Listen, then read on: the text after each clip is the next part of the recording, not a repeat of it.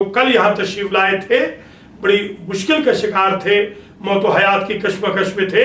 ابھی انہوں نے بتایا اس پروگرام سے پہلے کہ اسم اعظم جو علامہ صاحب رات آپ نے میرے لیے پڑھا اس کی برکت سے آج میں 80% ٹھیک ہو گیا.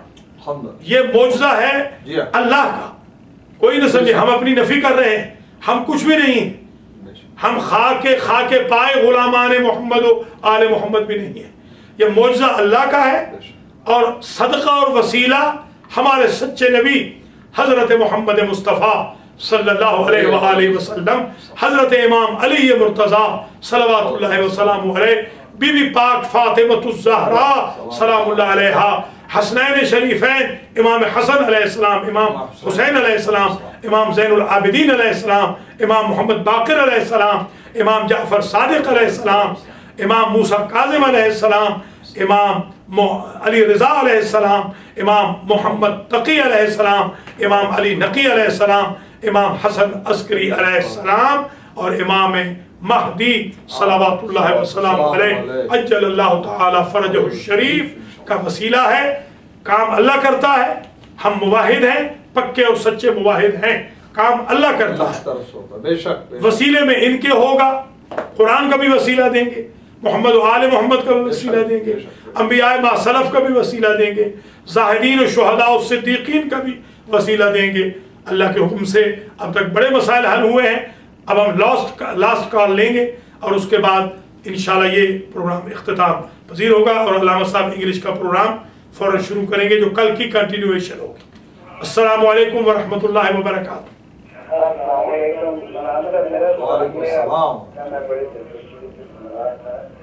آپ نے فرمایا کہ ایک تو جو یہ اسم اعظم پڑھے اس کا اپنا عمل جو ہے صحیح ہونا ضروری ہے، اور دوسرا یہ کہ کیا یہ اسم اعظم کسی غیر مسلم کی بھلائی کی یوز کیا جا سکتا ہے؟ بہت اچھا سوال کیا ہے. ذیشان شبیر صاحب ٹورنٹو سے سوال فرما رہے تھے کہ کیا کسی غیر مسلم کو بھی اسم اعظم فائدہ دے سکتا ہے؟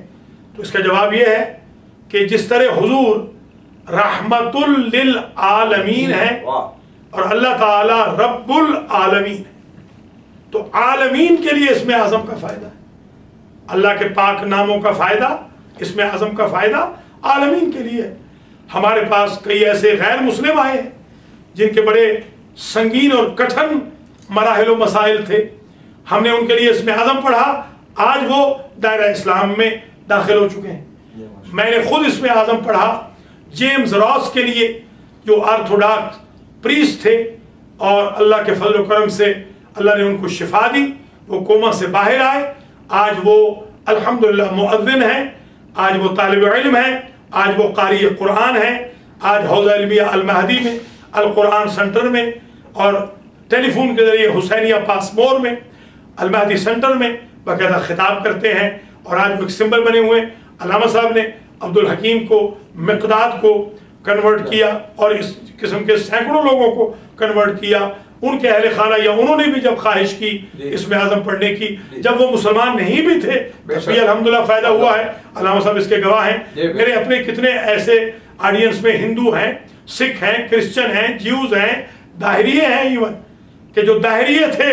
آپ کو پتا ہے کہ ایک داہری ہمارے ساتھ حج پہ تھے اور انہوں نے صاف کہا کہ میں داہریہ ہوں، مگر اسم اعظم کی برکت سے آج وہ پکے اور سچے مسلمان ہیں. جس طرح اللہ کی ربوبیت کا دائرہ محدود نہیں، حضور کریم کی رحمت کا دائرہ محدود نہیں، مولا علی کی ولایت کا دائرہ محدود نہیں، اہل بیت و عصمت و طہارت کی شفاعت کے دائرے محدود نہیں، اسم اعظم کا دائرہ بھی محدود نہیں. میری یہ کوشش ہوگی، علامہ صاحب کی بھی یہ کوشش ہوگی کہ ہم اپنے بھائی بہنوں کو اسم اعظم کا تعارف کرائیں. ہم انبیاء کی دعائیں بھی آپ کو بتائیں گے. آدم علیہ السلام نے کس دعا کے ذریعے توبہ قبول کرائی وہ بھی ہم بتائیں گے. حضرت نوح علیہ السلام کی ایک دعا بتا چکے ہیں، باقی سب دعائیں انشاءاللہ ائمہ کی دعائیں بھی آئیں گی، احراز ائمہ بھی آئیں گے جو حرز ہیں ائمہ کے، جو حرز ہیں انبیاء کے. وہ دعائیں جو جبریل کے پروں پہ لکھی ہوئی ہیں وہ اسم اعظم بھی ہم بتائیں گے. جو میکائیل کی پیشانی پہ لکھے ہوئے اسم اعظم ہیں وہ بھی ہم بتائیں گے. جو جنت الفردوس کے دروازوں پہ اسم اعظم لکھے ہوئے ہیں وہ بھی ہم بتائیں گے. جو آسمان کے کناروں پہ اسم اعظم اللہ نے لکھے ہیں ہم وہ بھی بتائیں گے. جو زمین کے کونوں پہ اللہ نے اسم اعظم لکھے ہیں ہم ان کو بھی بتائیں گے. جو عرش برین پہ اسم اعظم لکھے ہوئے ہیں وہ بھی بتائے جائیں گے. جو کرسی پہ لکھے ہیں وہ بھی بتائے جائیں گے. جو قلم نے لوح پہ لکھے ہیں وہ بھی بتائے جائیں گے. محمد و آل محمد کے علوم کے ذریعے یہ ادنا طالب علم مکتب امام جعفر صادق علیہ السلام کے آپ کی خدمت میں یہ ہدیہ یہ گفٹ پیش کرتے رہیں گے. آپ ہمیں کال بھی کر سکتے ہیں, آپ ہمیں ای میل بھی کر سکتے ہیں, آپ ہمیں مل بھی سکتے ہیں. میرا فون نمبر ہے 856-266-5786.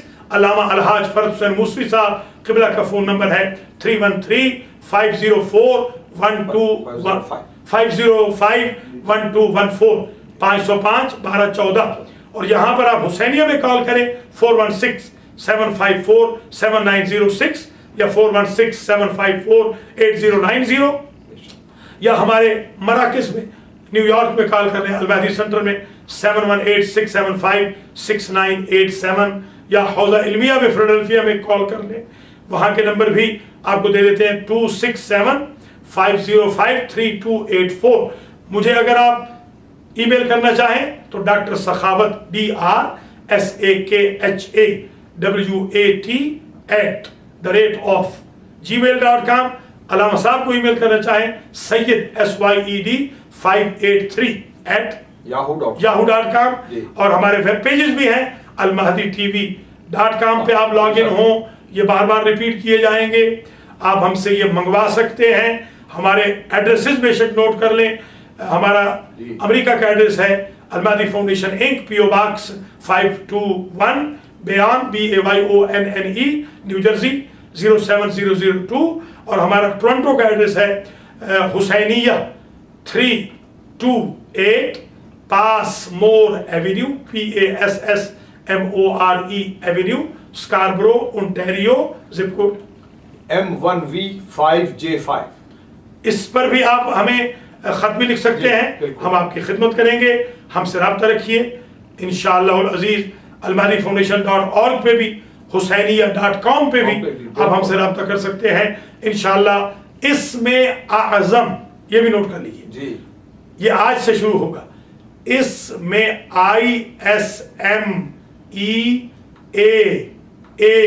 ISMEAAZAM اسم اعظم @gmail.com پہ آپ ڈیلی ہم سے رابطہ کر سکتے ہیں. آج کا ہمارا پروگرام ڈھیر ساری دعاؤں کے ساتھ اور آپ سے احتیاج دعا کی درخواست کے ساتھ اختتام پذیر ہوتا ہے. اللہ کریم اسم اعظم کی برکت سے ہمارے تمام بھائی بہنوں, بچوں بچیوں, بزرگوں, خردوں کے ہم سمیت مسائل کو حل فرمائے.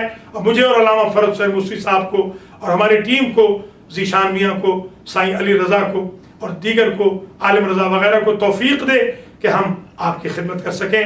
اگر کوئی کوتاہی ہو گئی ہو تو اللہ سے بھی معافی کے طلبگار ہیں اور آپ سے بھی معذرت چاہتے ہیں. اپنا خیال رکھیے گا. اگلے پروگرام تک کے لیے انشاءاللہ بشرط زندگی ہم اگلے تھرسڈے کو پھر اسی پروگرام کے ساتھ آپ کی خدمت میں حاضر ہوں گے.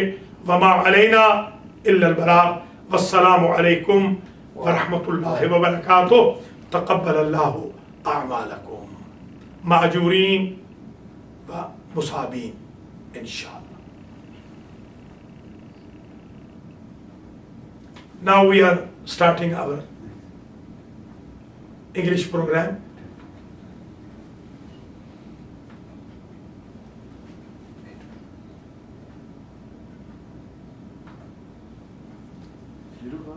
Assalamu alaikum wa rahmatullahi wa barakatuh. Bismillah ar-Rahman ar-Rahim. Respected viewers, now we are starting our English program, and the topic of today's program is very sensitive. Who's Muslim and who's Kafir? And why stupid people claim that Shias are Kafir? Today's total program is with Allama Al-Haj Farad Hussain Musawi. I'm not going to interrupt him. Just you can call him and he will answer. Thank you. Bismillah. Bismillahirrahmanirrahim. In the name of Allah, the Beneficent, the Merciful, the Almighty, who created the universes and who is commanding the affairs forever for everyone, no matter whether they are in the skies or in the deep oceans. He is the master of all, He is the commander of all, and He issues injunctions and we are asked to follow. That's the greatest thing, is Allah subhanahu wa ta'ala has given us free will to follow, to obey or not to obey. Shakirun or kafura. Like we ought to be thankful to Allah subhanahu wa ta'ala, or we do not want to accept thanks that He has provided at every moment. If you quote our Imam Hussain alayhi salatu wasalam, he has said very clearly that we cannot even thank Allah subhanahu wa ta'ala for even one breath that we have taken in our life. For one breath, the whole system has to be working. Thousands of processes in the human body has to be taken. At that time has got to be functioning properly. So we are thankful to the Almighty. Now the question that is being raised today is, who is a Mu'min and who is not a Mu'min, or who is a Muslim and who is a Kafir? Let's look at the definitions. First of all, if you look at the whole problem that the Muslim Ummah and community was involved in, was because of the succession of the Prophet of Islam. The question came up, who is representing the Prophet of Islam, Hazrat Muhammad Mustafa sallallahu alaihi wasallam, in all his greatness after he leaves this world, after his sad demise? Who is the one who would be leading the community? Because there has to be someone there. And that's why the Quran says, يَوْمَ نَدْعُ كُلُّ أُنَاسٍ بِإِمَامِهِمْ. There has to be one Imam that they will be called with. We will all be called with the Imam of our time. And that Quran's injunction is universal forever. So let's see who is the one who will do that. And if you look at the fact, if you look at the history, and this is where we are forced to go and look into the history and try to deduct some wisdom out of it. What happened after the Prophet? Did the Prophet leave a successor or not? The question that is heavily dependent on this fact is that we are following, the Shias are following Hazrat Ali alayhi salatu wasalam and his noble family as the progeny of the Prophet of Islam. While some other people, they thought that they could choose or they could select or elect or nominate. And you see the inconsistency right here. We are going by nas one after the other. The Prophet in many places in the books of even Ahl Sunnah has declared all the 12 Imams. The names are very clear. He said one after the other who will come and who will be there. He even mentioned about the fact that the last Imam ﷺ would have two occultation. One is a minor occultation and one would be a major occultation, will continue towards very close to the day of judgment. Yawm al-Waqt al-Ma'lum, to a specific time it will continue.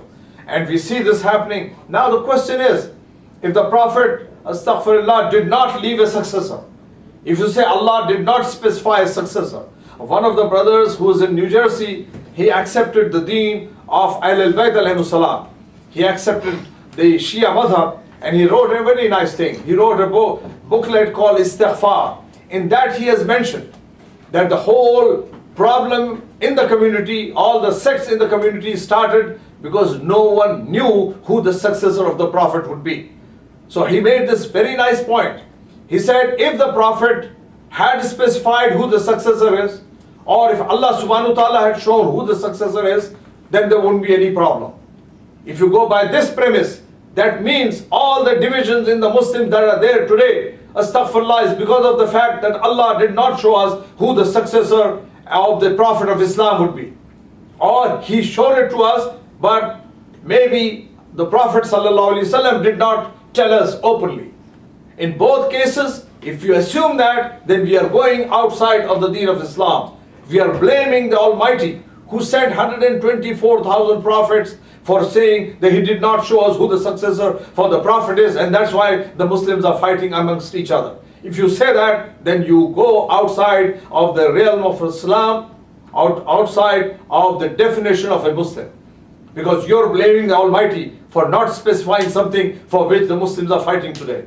And if you go by the other fact, that it could be possible that the Prophet did not tell us openly, astaghfirullah, we are saying the Prophet did not fulfill his duty, which is again against the Quran, because the Prophet has been told, Quran has said to us, وَمَا تَشَاءُونَ إِلَّا أَن يَشَاءَ اللَّهُ. The Prophet does not want anything except what Allah subhanahu wa ta'ala wants. وَمَا يَنْطِقُ عَنِ الْهَوَىٰ إِنْ هُوَ إِلَّا وَحْيٌ يُوحَىٰ. The Prophet only speaks when the revelation comes.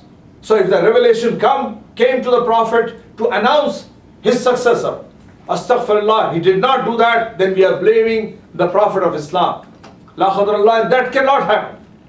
So this is very important for the youngsters to realize that based on this fact, now we come into a new category, that the Prophet did not specify who the successor would be, and Allah did not specify. If that's the case, then if we choose a successor, what we are doing is we are doing bid'ah, innovation in the religion. What we are doing is we are bringing a new thing in the religion. That Allah did not thought that it was very important to show who the successor of the Prophet or the continuation of the deen or the protector of the religion of Islam should be, and the Prophet did not specify. If that is the case, then we are going against the sunnah of Allah subhanahu wa ta'ala and the sunnah of Nabi Akram sallallahu alayhi wasallam in both cases. And the Prophet said, if you introduce bid'ah in the religion, the one who follows the bid'ah, the one who accepts the bid'ah, all of them will go to nar, fin nar wa sakhar, they will all go to hell. And this is a very important point we are bringing in today.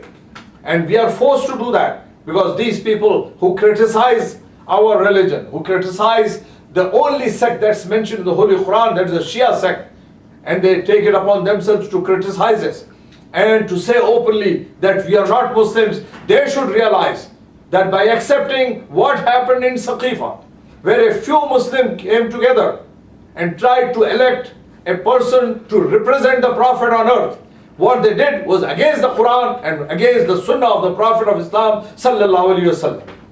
Because the Prophet or Allah never showed us to do that.